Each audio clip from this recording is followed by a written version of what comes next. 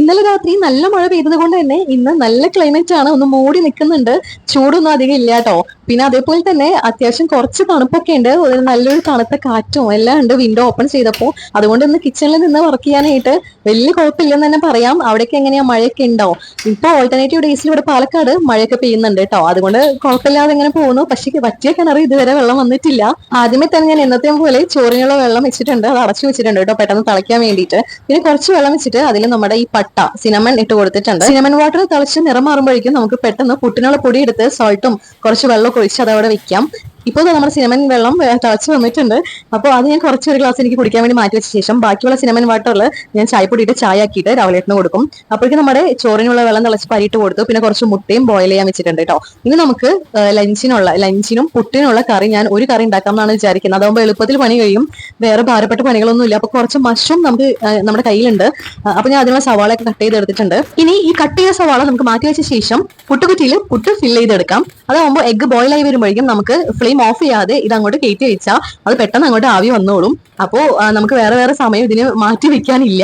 അപ്പൊ അതുകൊണ്ട് ഓരോന്ന് കഴിയുമ്പോൾ ഓരോന്ന് അപ്പോഴേക്കും സെറ്റ് ചെയ്ത് വെച്ചാൽ വേഗം വേഗം പണി തീർക്കാം. അപ്പൊ അങ്ങനെ പുട്ട് ഇറക്കി വെച്ചപ്പോൾ ഞാൻ അപ്പോൾ തന്നെ വേഗം നമ്മുടെ ചീനച്ചട്ടി വെച്ചിട്ട് കുറച്ച് എണ്ണ ഒഴിച്ച് സവാള ഇട്ട് കൊടുത്തിട്ടുണ്ട്. ഇനി അതിലേക്ക് കുറച്ച് ആവശ്യത്തിന് സോൾട്ടും കൂടെ നമുക്ക് ചേർത്ത് കൊടുക്കാം. ഇത് നമ്മുടെ മഷ്റൂം, ബട്ടൺ മഷ്റൂം മസാലയ്ക്ക് വേണ്ടിയാണ്. ഇന്ന് അതാണല്ലോ നമ്മൾ പുട്ടിനും ചോറിനൊക്കെ എടുക്കുന്നത്. അതിനിടയിൽ എനിക്ക് ഉള്ള ഒരു സ്മൂത്തി റെഡിയാക്കി എടുക്കുന്നുണ്ട്, മാംഗോ സ്മൂത്തി. മാംഗോ ഞാൻ കുറച്ച് 2-3 ദിവസം മുന്നത്തെ വീഡിയോയിൽ കാണിച്ചിട്ടുണ്ടായിരുന്നു. അടിപൊളി ടേസ്റ്റുള്ള മാംഗോ ആണ്.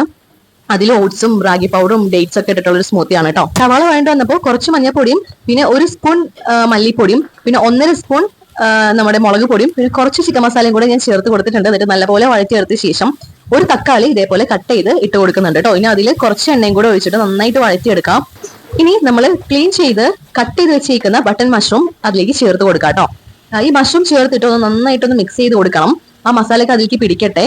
അതിനുശേഷം വേണം നമുക്കിനി ഇതിലേക്ക് ഒരു 1-2 ഐറ്റം ചേർക്കാനുണ്ട്. വേറെ ഒന്നുമല്ല, കുറച്ച് വെള്ളം, ചൂടുവെള്ളം ആണെങ്കിൽ നല്ലതാണ്, അതിന്റെ ടേസ്റ്റ് പോവാതെ നല്ല ടേസ്റ്റിൽ തന്നെ നമുക്ക് കിട്ടും. പിന്നെ നമുക്ക് വേണ്ടത് മല്ലിയിലയാണ് കേട്ടോ. മല്ലിയിലയും കുറച്ച് ഞാൻ ഇതേപോലെ കട്ട് ചെയ്ത് ചേർത്ത് കൊടുക്കുന്നുണ്ട്. ഇത് നല്ലപോലെ മിക്സ് ചെയ്തിട്ട് ഇത് അടച്ചു വെച്ച് തന്നെ വേവിക്കണം. കാരണം അത് വേവണല്ലോ, മഷ്റൂം കുറച്ച് വേവണം. പെട്ടെന്ന് വേവുന്ന ഒരു ഐറ്റമാണ് മഷ്റൂം. അതുകൊണ്ട് തന്നെ അടച്ചു വെച്ച് നമുക്ക് പെട്ടെന്ന് അത് വെന്ത് കിട്ടും, അധികം ടൈമും പോവില്ല. അപ്പോൾ അത് നിങ്ങൾക്ക് എങ്ങനെയാണോ ചാർ ഗ്രേവി വേണ്ടത് അതിനനുസരിച്ച് വറ്റിച്ചെടുക്കാവുന്നതാണ്. സിമ്പിൾ ആയിട്ട് ലഞ്ചും ബ്രേക്ക്ഫാസ്റ്റും നമ്മൾക്ക് ഒരു കറിയിൽ ഒതുക്കാൻ പറ്റും. അപ്പം മസ്റ്റ് ട്രൈ ആയിട്ടാണ്, നല്ല ടേസ്റ്റുള്ള മഷ്റൂം ഗ്രേവിയാണ്. ട്രൈ ചെയ്ത് നോക്കാം.